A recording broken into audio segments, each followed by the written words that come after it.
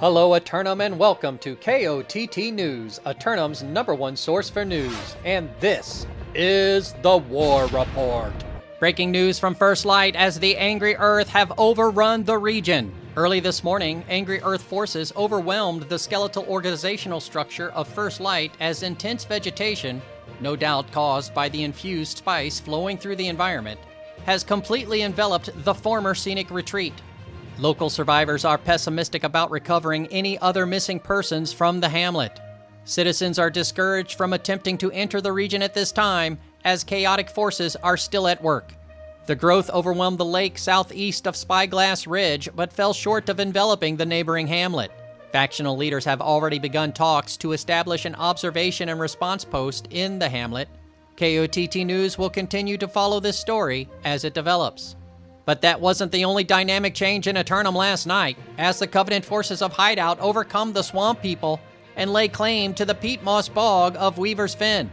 KOTT News were on the scene and spoke with company leadership about the fight. Since August 31st of last year that you officially showed up on the attempted side of the board, but today is the first time in almost a year that you've actually been able to take a region. How does it feel to have Hideout on the board as a great house? It feels great, you know. Command's actually a good company. You know, been building their roster within for very long. But I don't have a problem with anybody in commit besides Crossjoint 42 and Justin 34.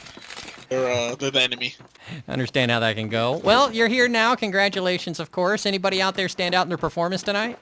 I want to shout out Kerplunker for complaining about the graphics. He was lagging. Berg Thoris for actually showing up and warring this time. Also want to shout out Blink for not showing up again.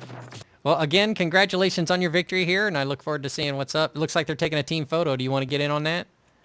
Yeah. You can come in. You can come in too. You're allowed. You're allowed. Oh, am I? Yeah, you're allowed. Front and center, John.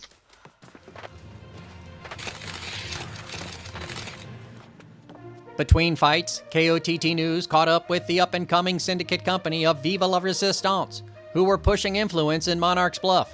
Hard at work expanding the syndicate union, we'll see if this young group of syndicate will be able to expand the union later this weekend. They're already showing anyone who stands in their way exactly what will happen to them if they're not careful. Later in Restless Shore, KOTT News spoke with members of the community about the outcome there. Oh, which side were you on tonight? I wasn't able to get a camera in there. Yeah, I was with Farmed Off Fresh. Oh, cheers. Were you able to get into the fort with them? No, we kind of got farmed at B point, but Farmed off B, huh? Yeah, farmed off Fresh, farmed off B. You know, sometimes it is what it is. You know. Yeah, I totally get it. It's going to take some reps under the belt and get a feel for who's on the island and who they're fighting. And I'm sure with enough practice and repetition, they'll be able to contend. Yeah, we're just lucky we didn't slide Mr. Hujun Badi here. He's kind of chalked. He's pretty bad, but... Ouch. Shots fired. He's standing right there, man. He can't hear me. He doesn't have ears or hands. Those are just gloves. They're all mechanical. Yeah, those are prosthetics. They're really good, actually, but they're not, they're prescription. As the night unfolded, KOTT News were on the scene in Brimstone to discuss the night's final outcome. Congratulations on your victory here in Brimstone Sands, holding off the forces of Gorilla Town for the entirety. How do you feel about your outcome tonight? It was excellent, man. We had a couple of shaky plays there that we definitely could have avoided. But it was a great war, man. Super fun content. But it got pretty close there. But, shout out to Panda. You know how it goes. At one point, I looked to my left. This guy's killing people from the parking lot. About to get taken again. I looked to my right. Panda shooting people from downtown. He's fragging everywhere. Everywhere you look, Panda is there, fragging, winning us the war. Shout out to Panda, man. He's everywhere and every win. Getting it done. Oh, my gosh. Well, there's a lot of action here tonight. What do you think about the excitement down in First Light as the spice-infused area is now completely covered by Angry Earth bramble? It appears that no one is able to get in, and everyone who was inside is now lost to us. Any reactions to First Light? Yeah, man, I got a problem with these Angry Earth. It seems they have absconded with all of my gear that I had in my First Light storage. So, I don't know what they did with it, but they ran away with it, and I have a problem with that. More breaking news tonight as the Season 2 Blood of the Sands journey begins. KOTT News got an early start along the way by grabbing half a bingo, with a goal of at least 100 cards this time around.